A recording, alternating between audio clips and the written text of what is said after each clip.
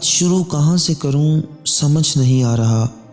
کیا یہ نادانی ہے یا خاندان کے ایک بزرگ کی دانائی جس نے ایک لڑکی کو ساری زندگی کی مشکل سے بچا لیا؟ یہ کہانی کچھ برسوں پرانی ہے، مگر سچی کہانی کے پیش نظر ایک خاتون نے جو مجھے پہلے سے جانتی تھی یہ کہانی ایک مرتبہ پھر سنائی اور میں نے اسے قلم بند کیا۔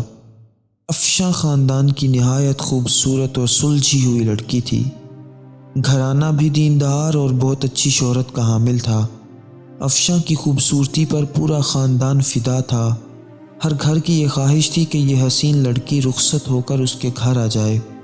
افشاں کو شاید اپنی خوبصورتی کا بڑا گھمنڈ تھا اور پھر اس نے اس خوبصورتی کا اظہار بھی کئی مرتبہ متعدد لوگوں سے کیا تھا۔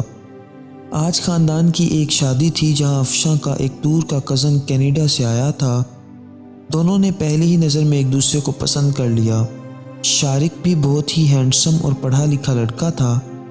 دونوں ایک دوسرے کو دل دے چکے تھے، مگر دونوں میں ہمت نہیں تھی کہ گھر والوں سے کہہ کر اس تعلق کو نکاح جیسے معتبر رشتے میں تبدیل کر دیتے۔ شادی کی تقریبات ختم ہو چکی تھیں اور اب شارق واپس جانے والا تھا۔ اگر شارق شادی کا پیغام بھیجتا تو شاید کسی کو بھی اعتراض نہ ہوتا، مگر دونوں نے انجانے خوف کی وجہ سے اپنے جذبات اپنے بڑوں سے شیئر نہیں کیے۔ شارق اور افشاں پہلے موبائل پر بات کرنے لگے، پھر باہر ملاقاتوں کا سلسلہ شروع ہو گیا۔ شارق نے اپنی واپسی کی تاریخ کچھ بڑھا لی۔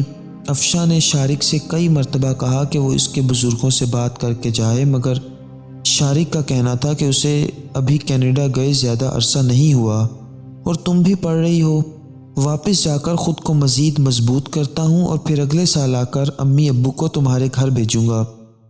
شارق افشاں کو دھوکہ نہیں دے رہا تھا بلکہ واقعی افشاں کو چاہنے لگا تھا اور کینیڈا میں خود کو سیٹ کر کے افشاں کو اپنانا چاہتا تھا۔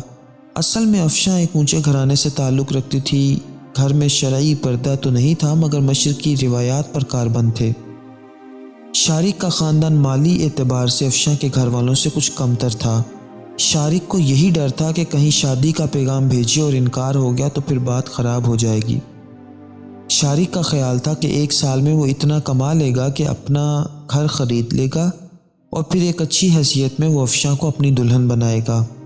شارق کو گئے ہوئے ایک ماہ ہی ہوا تھا کہ افشاں کے والدین سے ان کے ایک دور پار کے رشتہ داروں نے اس کا ہاتھ مانگ لیا۔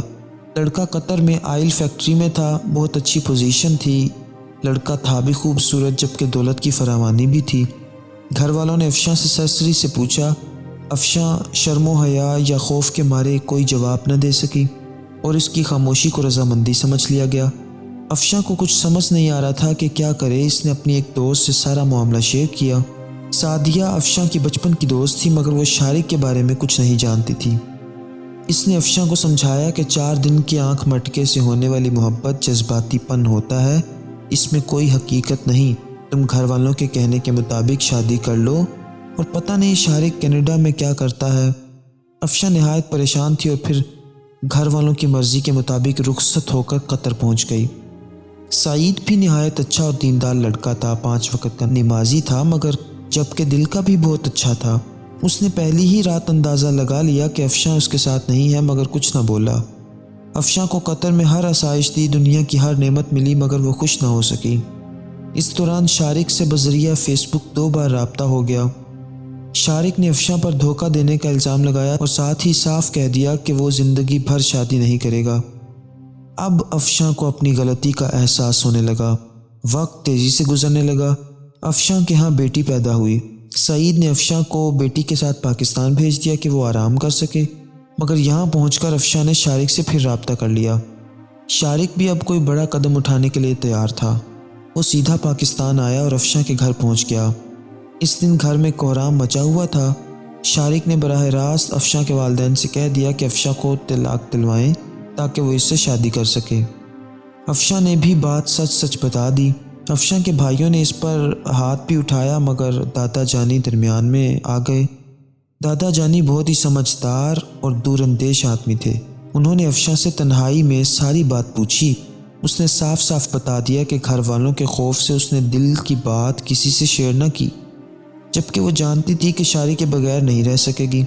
ادھر شارق نے بھی سچ سچ بتا دیا کہ وہ افشاں کے مالی اعتبار سے بہتر ہونے کی وجہ سے رشتہ بھیجنے کی ہمت نہ کر پایا اور زیادہ پیسے کما کر نیا گھر لینے کا ارادہ تھا تاکہ برابری کی سطح پر آ کر رشتہ مانگے۔